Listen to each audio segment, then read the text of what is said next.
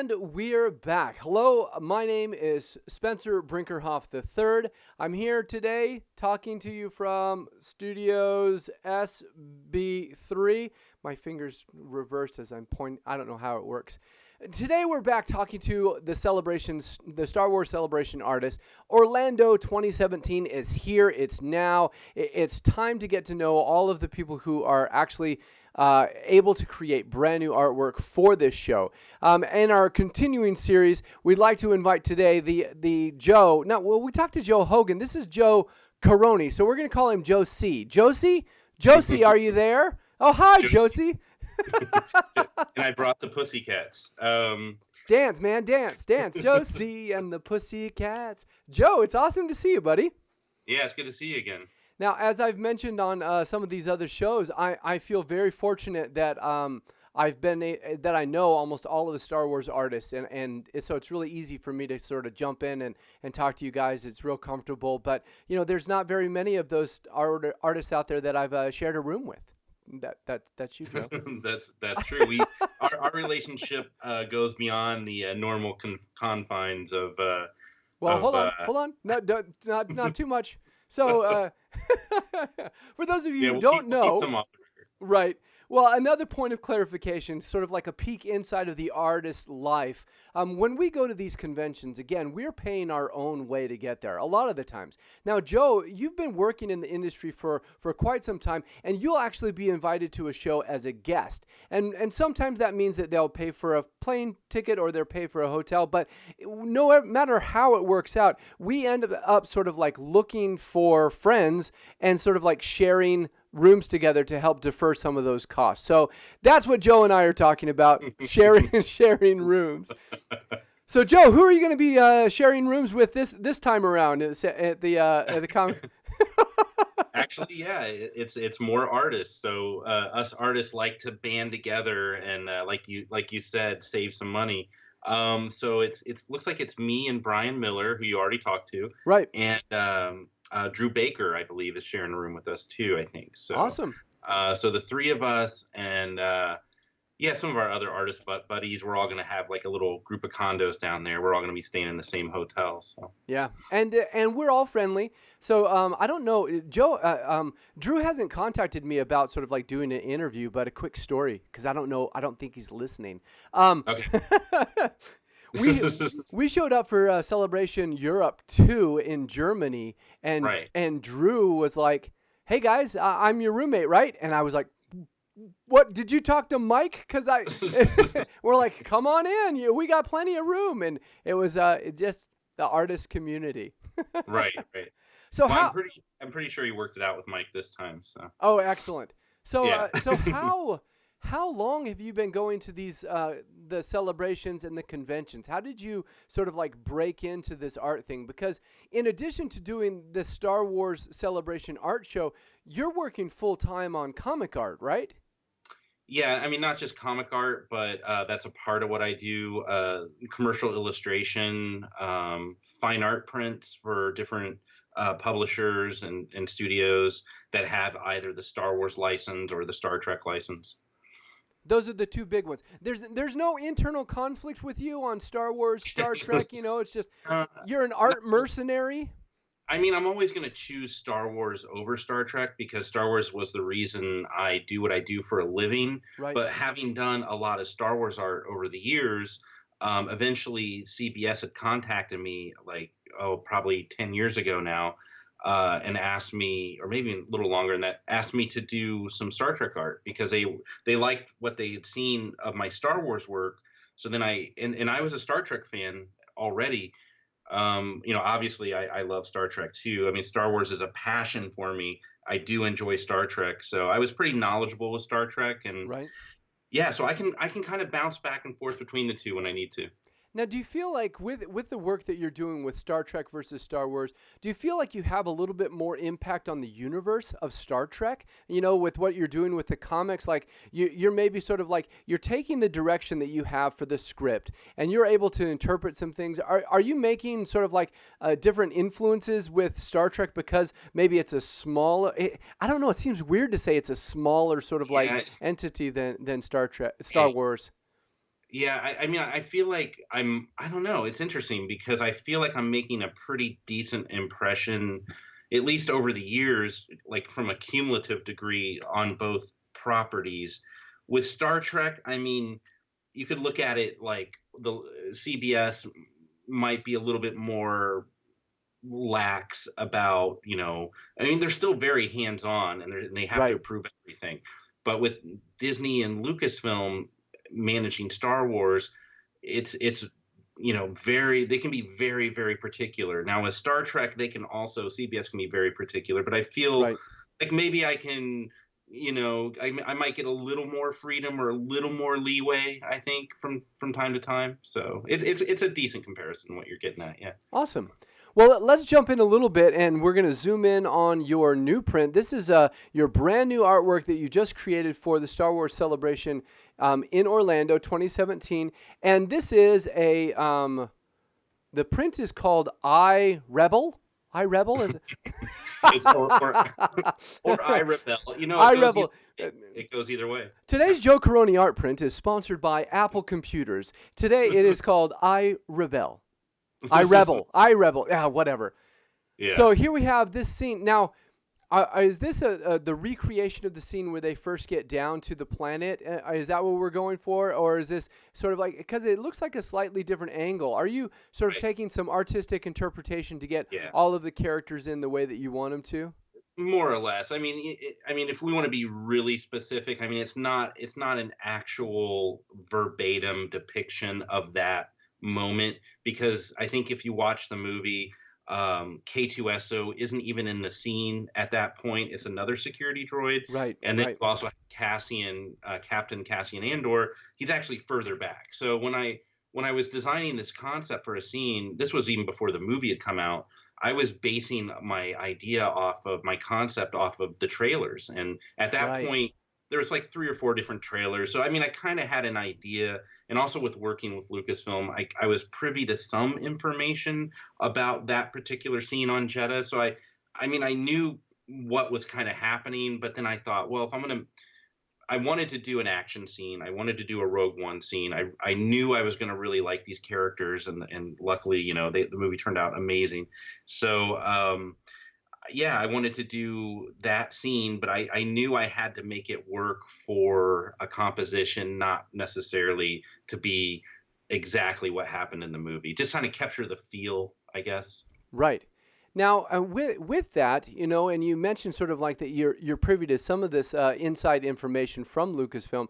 Do you ever feel like sort of like working on these projects for a movie that's not quite out yet? Does it spoil some of the things for you? Do you feel like that you learned something that maybe you wish you hadn't have learned in working on these projects? No, funny enough, I never really feel that way, because it's being involved officially on some of these Star Wars projects and getting to see behind the curtain, some of the scenes and some of the story before the rest of the world does. It's really exciting for me as a fan, but then as a professional, once I still don't get, even though I'm working on these projects, I may not get the whole picture. Right. So I'm still having to connect the dots to some degree. So then when I go see the movie, I'm like, oh, that's why that scene happens that way. Gotcha. So there's still things that, I may know a lot. Like going into Force Awakens, I knew a lot, but I still, I may have known A and C for a scene, but I didn't know B. So then there might have been some information I didn't have that plays out. So it's still, it's still exciting for me. Now, do you ever find that maybe, like, as you're trying to jump to these conclusions, that you get it wrong, and you kind of go, "Oh, I totally messed up on that art," and you have to redo it? I mean, is Lucasfilm or Disney, whoever's sort of like helping out with the mentoring or the editing of these things, do they ever kind of come back and say, "Joe, you didn't get that one quite right. We need you to put Han Solo's part, down the middle a little bit more instead of off to the side"? Oh, yeah. I mean, do you get that kind of stuff too? Yeah, that stuff happens from time to time. I mean, for the most part, any of the editorial decisions are usually pretty minor. Like, well, we don't want to see that character in the scene, and it's not so much from a storytelling standpoint. It's more just like creative decisions.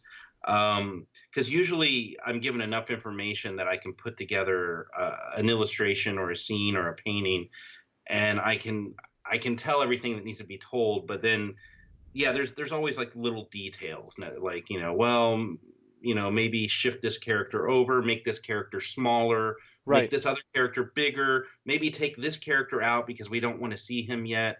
So it's more to do with yeah, kind of like their creative choices, I would say. Yeah.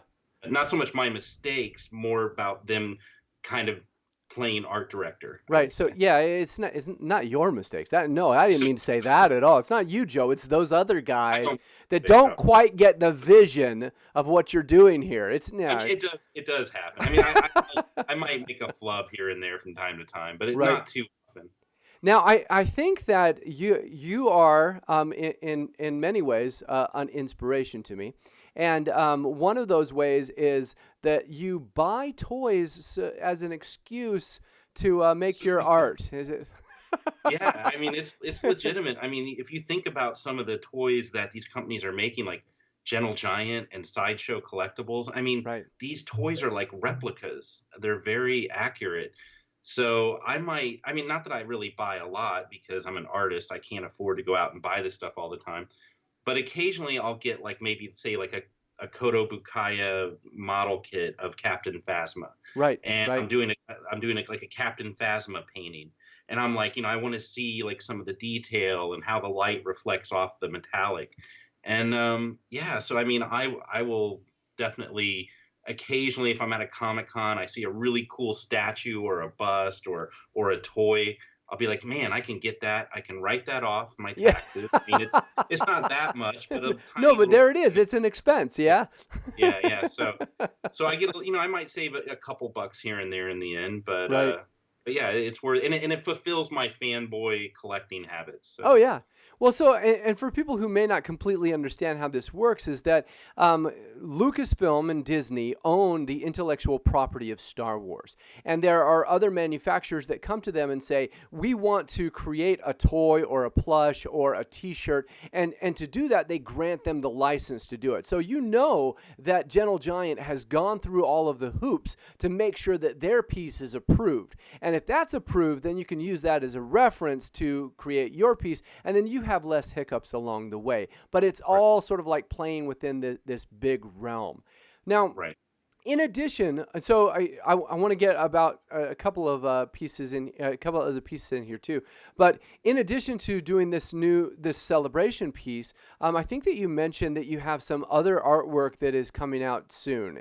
Tell me about yeah, the what else. So wait, let me back up just a little bit. You and Brian Miller mentioned that you guys are going to have a booth outside of the Acme Art Show. So you're going right. to have Brian's stuff is going to be there, your stuff is going to be there. There's a piece of tape that goes right down the middle so that Laverne is on this side and Shirley's on the other side. No. No But one under 40 is going to get that. That's for all the old guys. so tell me what else you're going to have at the show. Is some previous celebration pieces, some brand new stuff. What can we look forward to at Celebration in addition to this piece? Well, besides my limited edition I Rebel piece, which is exclusive for Star Wars Celebration Orlando, I will have some artist proofs of some of my previous Celebration prints. I'll have lots of other artwork from the other projects I work on for Star Trek and X-Files and Doctor Who. So if you're a fan of any of that really other fun, cool stuff that we all love, we all watch these shows. I work on a lot of those properties too.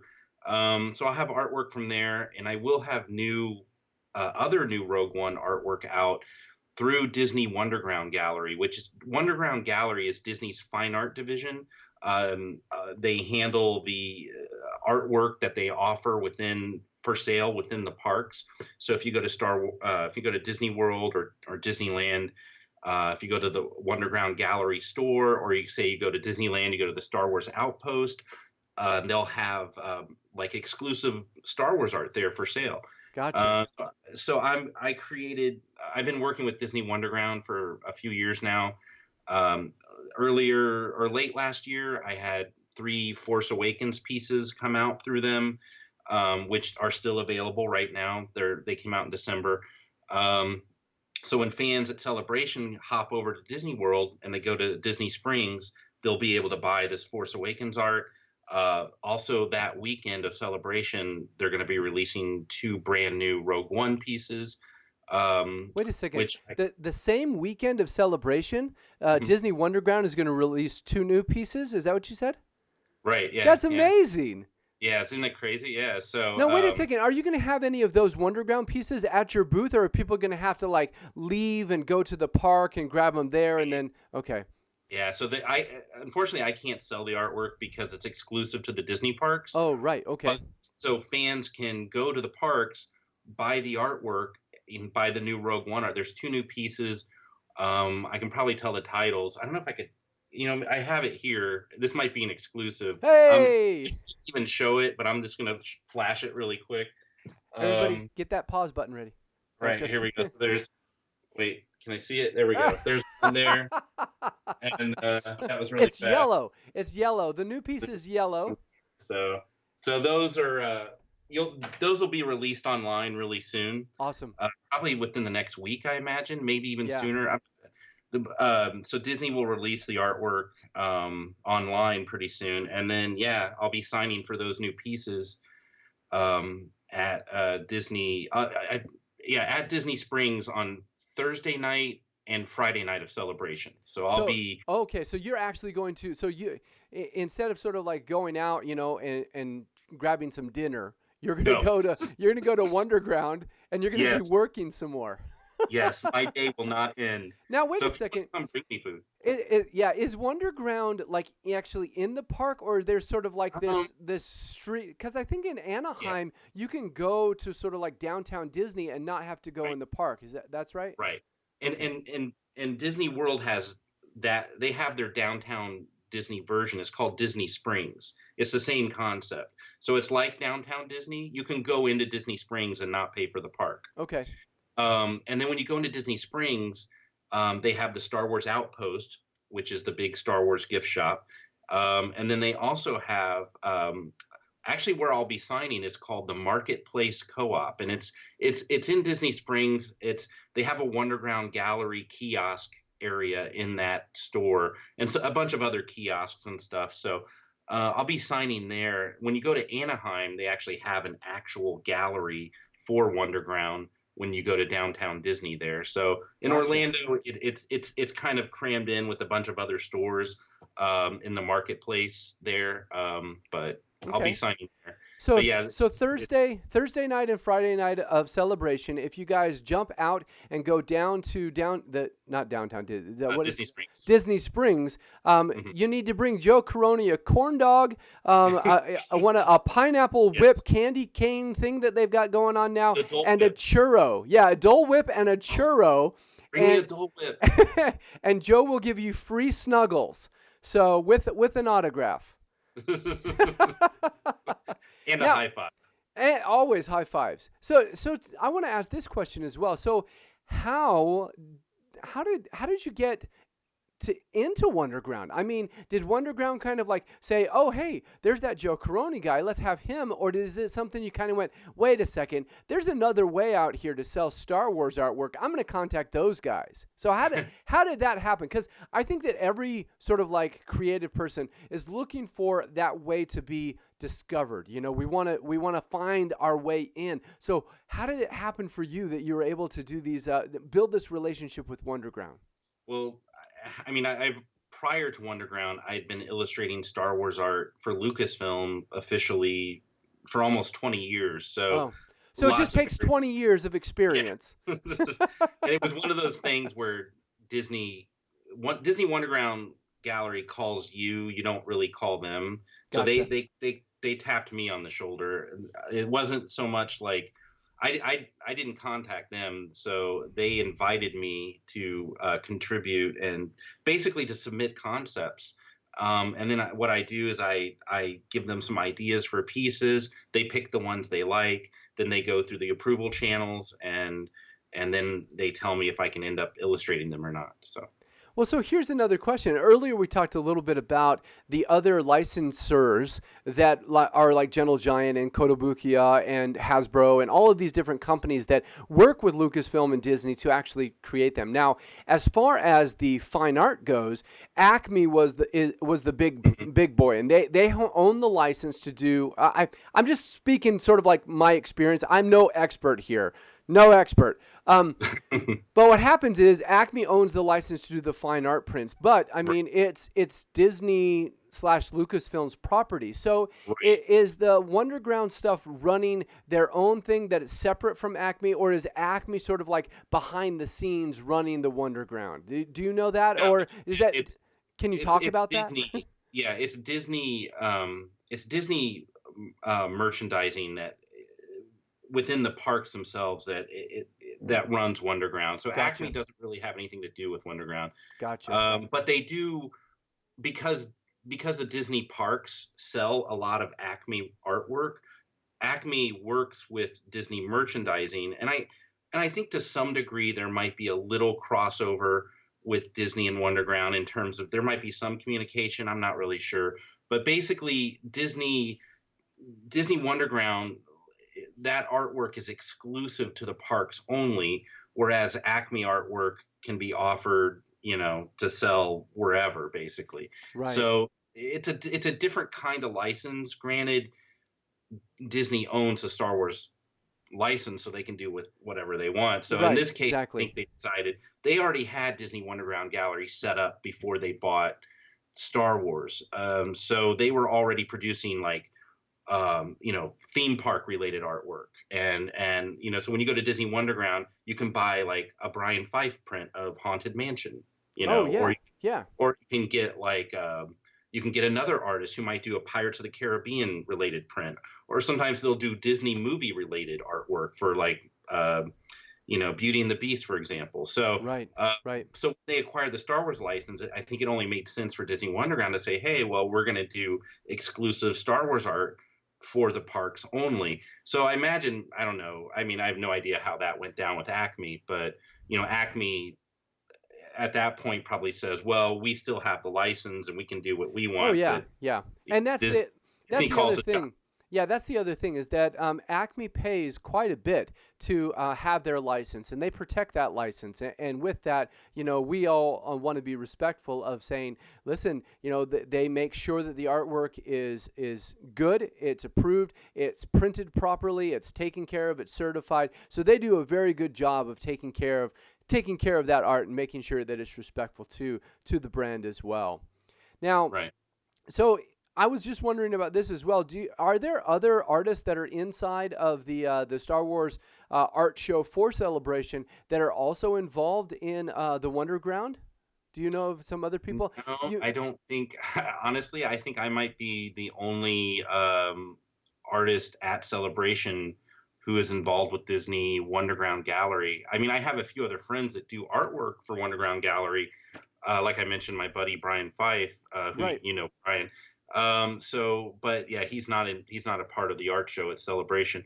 So yeah, I think I'm probably one of the only. I know there are other artists that do Star Wars art for Wonderground Gallery. Yes, but right, but I don't believe they're at Celebration now. Yeah, and so that's something that's super exciting is that you're able to have this crossover connection there.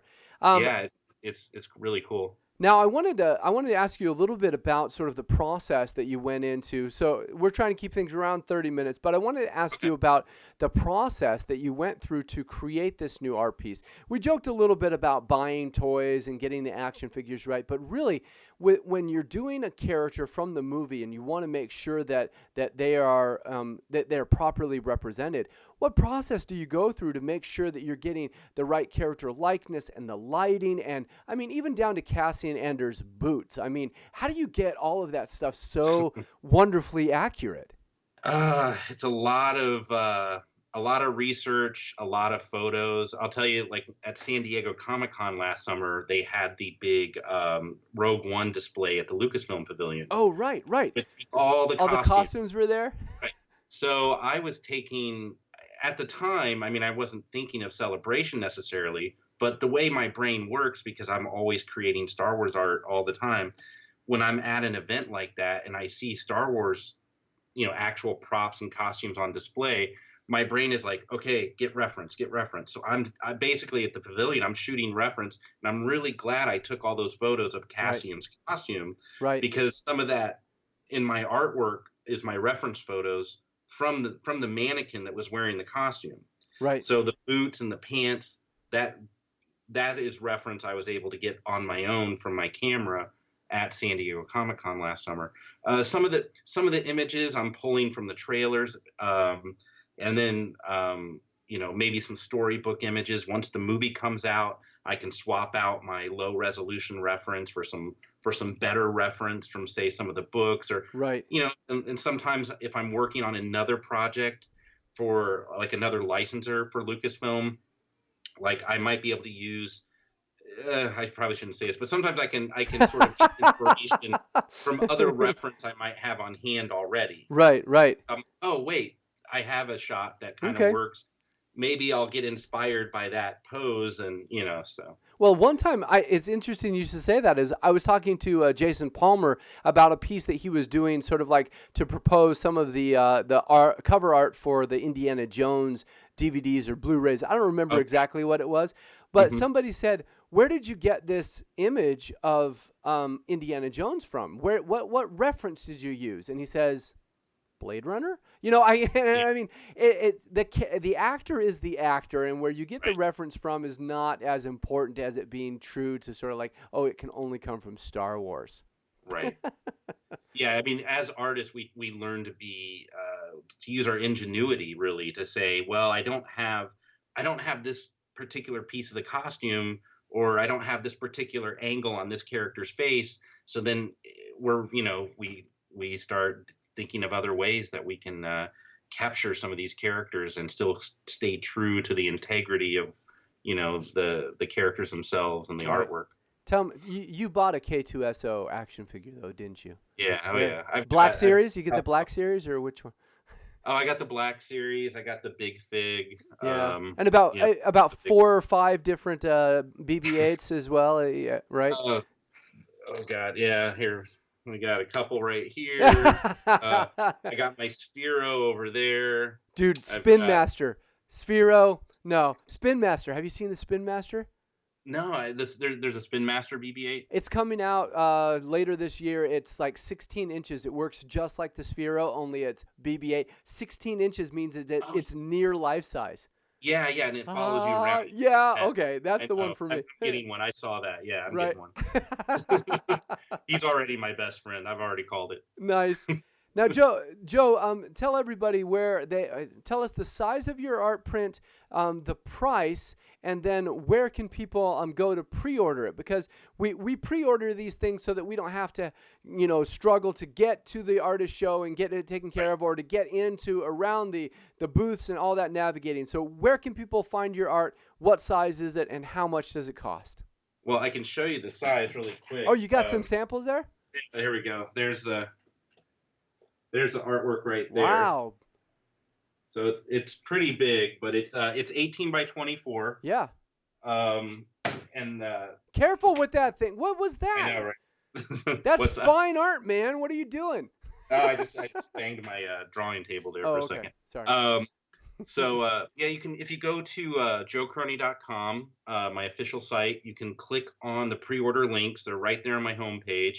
That will take you to masterdigital.com, or you can order it directly from my Store Envy site, which is the Joe Corroney Art Store. There are links for that on my homepage as well. If you go to masterdigital.com and you click on the Celebration logo, you'll be able to pre-order my print, and you'll also be able to pre-order Brian Miller's print as well, since we're sharing a booth together. So either way, joecorroney.com will take you to either of those links if you want to get Brian's print, or if you want to get both of ours. We'll be the print is $60. It's 18 by 24. It's a fine art lithograph, so it's printed on a really nice fine art paper. Definitely come see us at Celebration. We're going to be at booth 2810, right across from Rancho Obi-Wan. Excellent. Rancho Obi-Wan, that'll be a nice landmark. Everyone, thank you for tuning in today and listening to this rambling chatter with Joe and myself, with Josie. His new art print, 18 by 24. It's called I Rebel. Did I say that wrong again? I Rebel. It's kind of like the iPhone, yeah. Yeah, it's kind of like the iPhone, sponsored by Macintosh. Oh, we don't even call it Macintosh anymore. Geez, Laverne and Shirley and then Macintosh? This is terrible. They're going to kick us off the internet for being too old. $60 at Master Digital, or you can go to... I wrote up on the screen here that your Twitter is at Joe_Corroney. So people want to follow you online. That's another way to check out what you have going on. Anything else you want to sign off with?